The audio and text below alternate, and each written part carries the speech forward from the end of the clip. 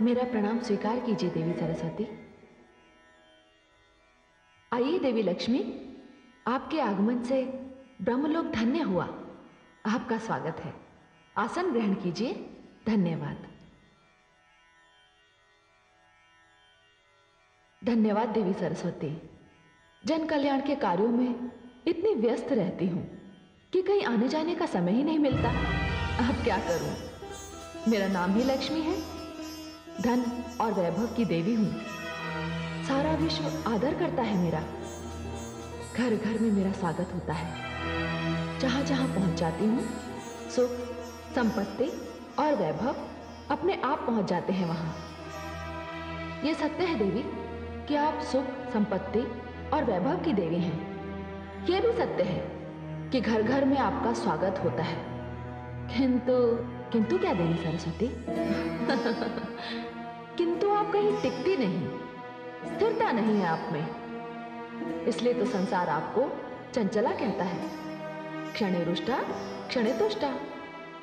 आप एक क्षण में रुष्ट हो जाती हैं और एक क्षण में तुष्ट। आज आप यहां हैं तो कल वहां। किंतु मैं ऐसी नहीं हूं। मैं तो ज्ञान और विद्या की देवी हूं। मैं एक बार जिस मंदिर में प्रवेश कर जाती हूं, वहां सदा के लिए स्थापित हो जाती हूं। किंतु मेरे बिना किसी को जीवन का सुख नहीं मिलता। मैं धन हूं देवी सरस्वती, और निर्धनता सबसे बड़ा अभिशाप है। धन तो मैं भी हूं देवी लक्ष्मी।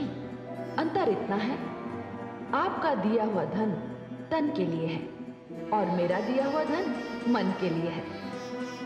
आपका दिया हुआ धन कोई भी चुरा सकता है, छीन सकता है, किंतु मैं तो विद्या हूं, ज्ञान हूं।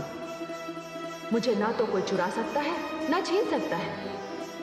और सबसे बड़ी बात तो यह है कि मेरा दिया हुआ धन जितना भी बांटिए उतना ही बढ़ता है। देवी सरस्वती, आप जानती हैं राजा को राजा क्यों कहते हैं? क्योंकि उसके पास मैं हूं। आप भूल रही हैं देवी लक्ष्मी, राजमुकुट का तब तक कोई अर्थ नहीं जब तक उसके पीछे राज तिलक का आधार ना हो, बल ना हो, संस्कार ना हो। और राज तिलक के पीछे शक्ति होती है मंत्र की, विद्या की, ज्ञान की। और सत्य तो यह है देवी लक्ष्मी कि जिसके पास मेरी दी हुई बुद्धि की शक्ति ना हो, उसके पास आपका दिया हुआ धन भी नहीं रह सकता। देवी सरस्वती, आपके पास थोथे शब्दों की कमी नहीं, आप तो बस वाणी ही वाणी हैं। देवी लक्ष्मी,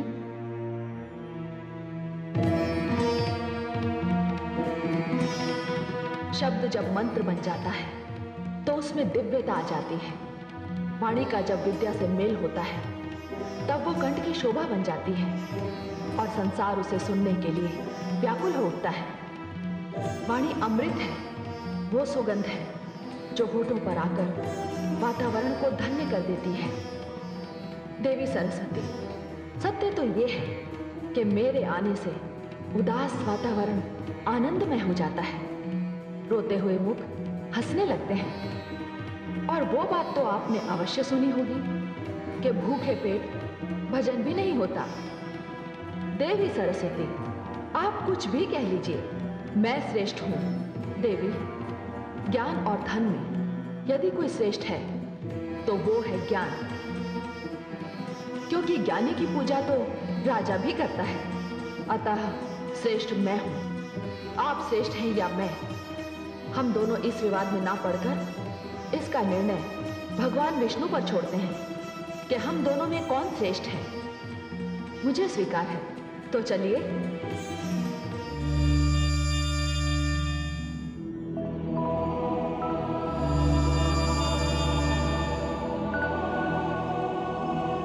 प्रणाम देवी सरस्वती।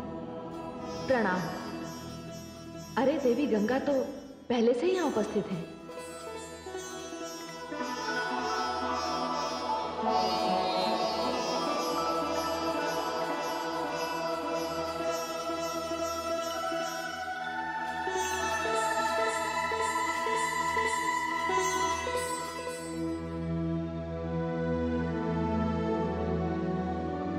हे देवी लक्ष्मी, आप मुझे स्वयं यहाँ लेकर आई हैं। आपने मुझे आसन तक ग्रहण करने को नहीं कहा।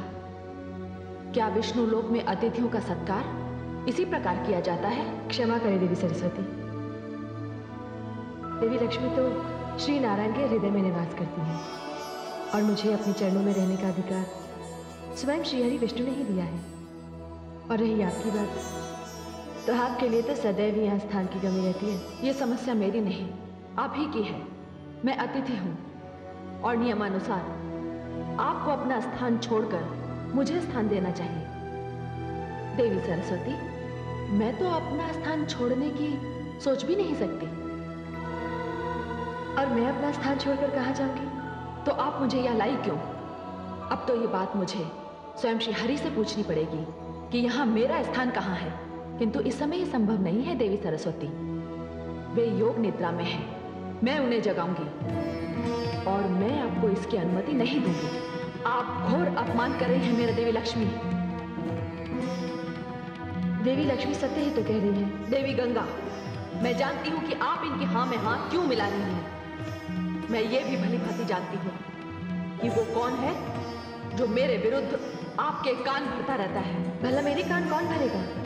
देवी गंगे हो ना हो, देवी सरस्वती का संकेत मेरी ओर है।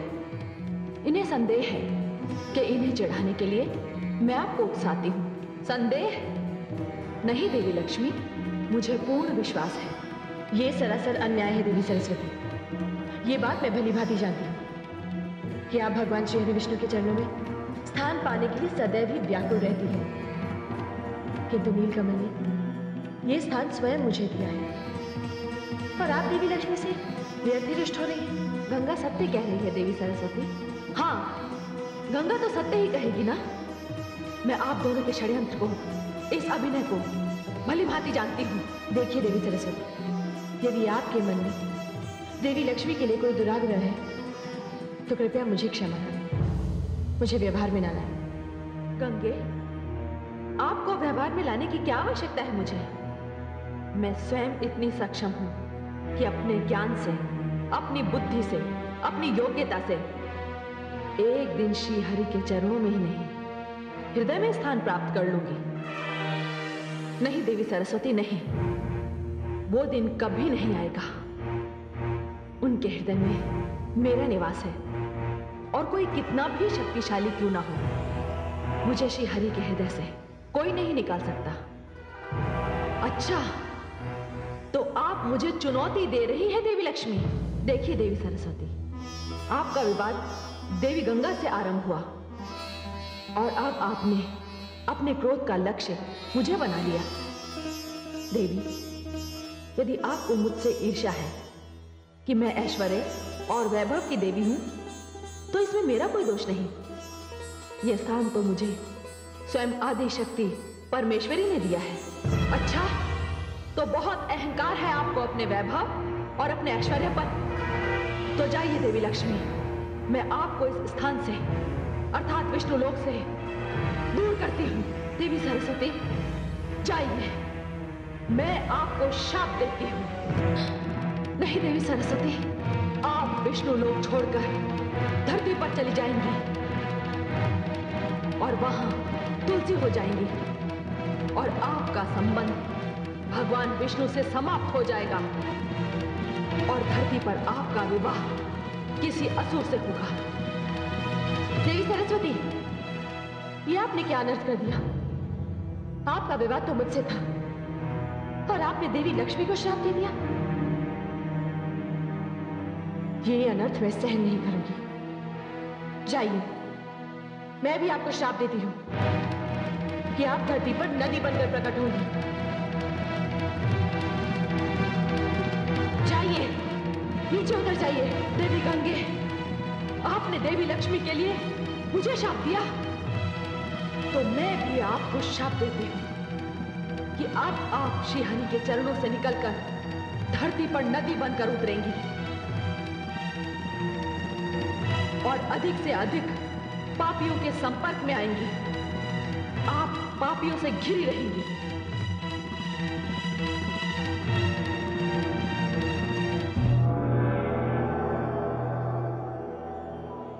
हे आदिशक्ति परमेश्वरी, ये क्या हो रहा है? आपकी रची हुई ये दो शक्तियां, देवी लक्ष्मी तथा देवी सरस्वती, आपस में लड़ रही हैं। क्यों? इसमें विचित्र क्या है? धन और बुद्धि में तो सदैव संघर्ष रहा है और सदैव रहेगा। यही तो होता आ रहा है। ऐश्वर्य कहता है उसके बिना सब व्यर्थ है। ज्ञान कहता है उसके बिना सब व्यर्थ है। श्रेष्ठता का ये युद्ध ना कभी रुका है और ना कभी रुकेगा। किंतु हे आदिशक्ति परमेश्वरी, इसका परिणाम क्या होगा? ये तीनों देवियां जाएंगी कहां? हे महाकाली, इसके लिए तो पृष्ठभूमि बहुत पहले से बन चुकी है। मैं आपका तात्पर्य नहीं समझी देवी परमेश्वरी, मैं तुम्हें समझाती हूं। वो देखो, वन में एक राजा कितनी कठिन तपस्या कर रहा है। इस राजा का नाम है धर्मध्वज। ओम श्री लक्ष्मी देवाय नमः। ओम श्री लक्ष्मी देवाय नमः। ओम श्री लक्ष्मी देवाय नमः। ओम श्री लक्ष्मी देवाय नमः। ओम श्री लक्ष्मी देवाय नमः। ओम श्री लक्ष्मी देवाय नमः। ओम श्री लक्ष्मी देवाय नमः। ओम श्री लक्ष्मी देवाय नमः। ओम श्री लक्ष्मी देवाय नमः। ओम श्री लक्ष्मी देवाय नमः। ओम श्री लक्ष्मी देवाय नमः। ओम श्री लक्ष्मी देवाय नमः। हे देवी परमेश्वरी, ये तो देवी लक्ष्मी की तपस्या कर रहा है। ये धर्मध्वज क्या चाहता है? हे देवी, इसकी कोई संतान नहीं है और वो देवी लक्ष्मी को संतान रूप में प्राप्त करना चाहता है। सच पूछो तो मेरी भी यही इच्छा थी कि ये देवियां स्वर्गलोक से पृथ्वी पर जाएं और पृथ्वी निवासियों के काम आए। हे देवी परमेश्वरी, ये कैसे होगा? देवी लक्ष्मी पृथ्वी पर तुलसी बनकर जन्म लेगी। देवी सरस्वती एक कल्याणकारी जलधारा के रूप में प्रकट होंगी और देवी गंगा को भागीरथ नाम का एक महान तपस्वी राजा धरती पर उतार कर ले जाएगा। हे देवी परमेश्वरी, यह सब आपकी इच्छा से हो रहा है। आपकी लीला अपरंपार है।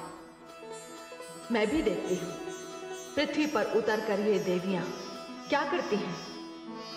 किंतु इस समय तो देवी लक्ष्मी अपने शाप को लेकर बड़ी चिंतित हैं।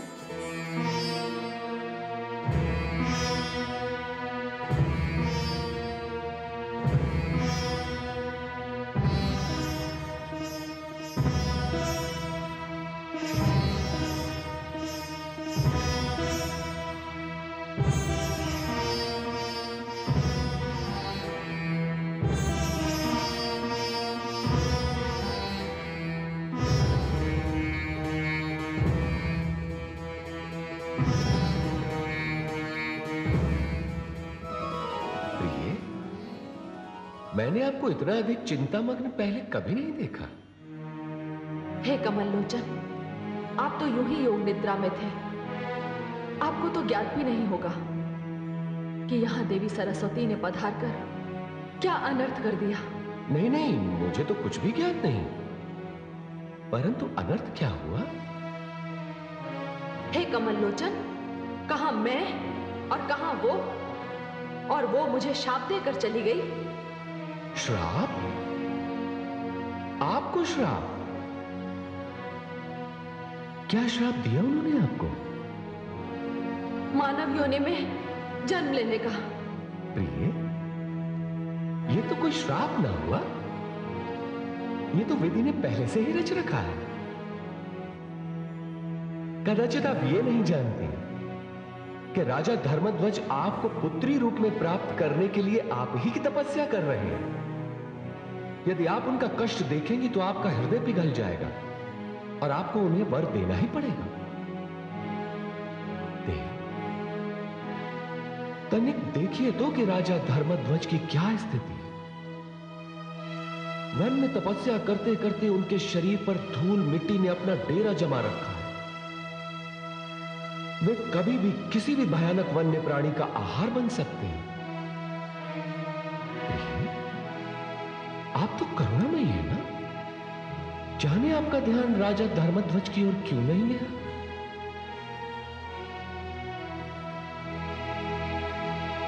ओम श्री लक्ष्मी देवाय नमः। ओम श्री लक्ष्मी देवाय नमः। ओम श्री लक्ष्मी देवाय नमः। ओम श्री लक्ष्मी देवाय नमः।